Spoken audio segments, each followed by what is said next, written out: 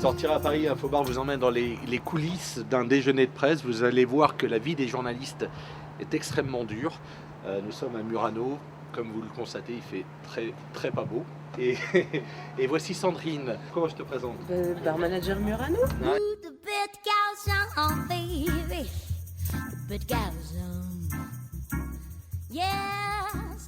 Alors c'est quoi les principales nouveautés de Murano à Cannes cette année? Les nouveautés de Murano à Cannes, la Murano à Cannes, on sentait déjà.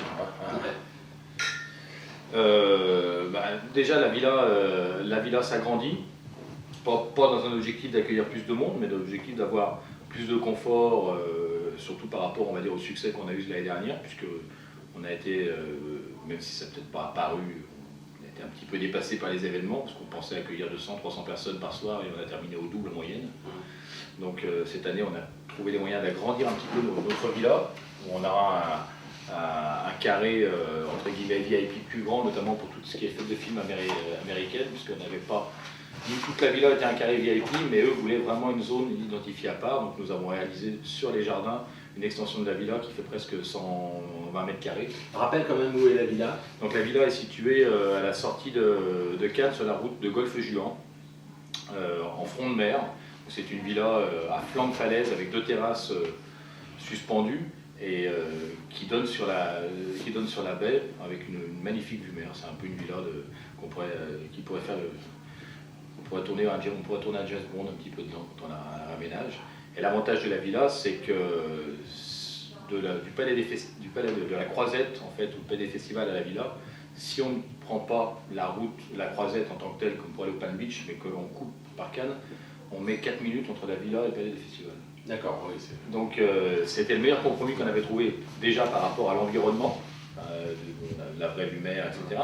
Et surtout par rapport à la proximité, parce que tout ce qui est villa, ou même l'accès sur la Croisette, prend plus de temps pratiquement que d'aller chez nous.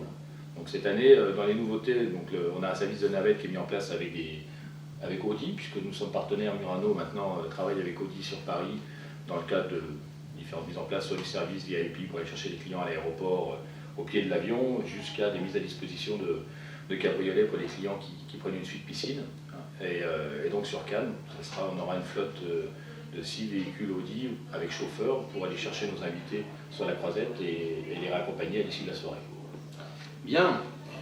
Au niveau des fêtes, il y a des choses qu'on peut annoncer déjà. Pour l'instant, c'est un petit peu trop tôt pour annoncer, puisque comme tout le monde, nous attendons la divulgation de la sélection officielle du festival. Et nous sommes aussi très prudents pour ne pas signer des fêtes qui nous fermeraient la porte à une belle fête de film. Donc c'est vrai que c'est un petit peu tôt pour annoncer. On ouvre le festival avec les 10 ans de Paris dernière, puisque l'année dernière on avait initié le festival avec eux et on avait fait une très belle fête avec Béatrice Ardisson au platine.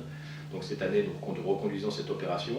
Donc ça aura lieu le jeudi 16. Après, on a déjà de très bonnes options de poser. On a une fête le samedi. Enfin, on a un bon planning sur le début du festival, mais pour l'instant, je ne veux pas trop en parler parce que déjà, il y a des opérations qui sont confidentielles parce qu'on est toujours avec la condition. Moi, je veux un scoop.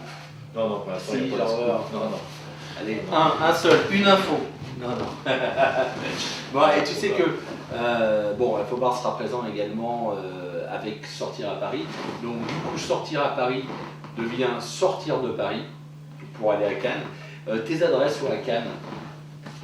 Les adresses à Cannes. Adresse privilégiée. À quelle heure? Allez, on va partir à l'heure du réveil. Je ne sais pas à quelle heure c'est le réveil pour toi. Moi, c'est pas mes adresses, c'est ma vie à Cannes, parce que les adresses, je sais pas tellement. Malheureusement, j'ai un circuit qui est un peu fermé à Cannes par rapport à mes obligations. Donc moi, mon réveil, les adresses le matin, c'est le 314 sur la terrasse pour prendre un petit déjeuner où je rencontre un peu tout le monde. Après, à midi, différentes plages, parce que j'ai pas une plage en particulier. J'ai besoin de voir, donc j'ai différentes plages sur le midi. Il y a un petit passage obligé à l'heure de l'apéritif, enfin avant l'apéritif, en fin d'après-midi au bar du Martinez, parce que c'est là que tout le monde se retrouve un petit peu. Et si c'est pour aller dîner, si on veut sortir un soir, on va dire du rythme des fêtes cannoises, se retrouver dans la rue d'Antibes ou dans le vieux Cannes, ça nous permet de retrouver un petit peu la vraie âme de Cannes, le tournier soirée. Voilà. Donc après, les adresses de la rue d'Antibes ou du Vieux-Cannes, on les connaît. Dans le Vieux-Cannes, il y a le restaurant chez Vincent Nicolas. Dans la rue d'Antibes, que ce soit le Tantra ou les autres. Voilà. Mais le reste du temps, on est pris un peu dans le flot des fêtes cannoises. Voilà. Je pense que la plage du Majestic cette année va être une très belle plage encore, c'est avec Philippe Guiméo et Antoine Drey. Donc je pense que ça va être un des lieux qu'il va falloir aller voir.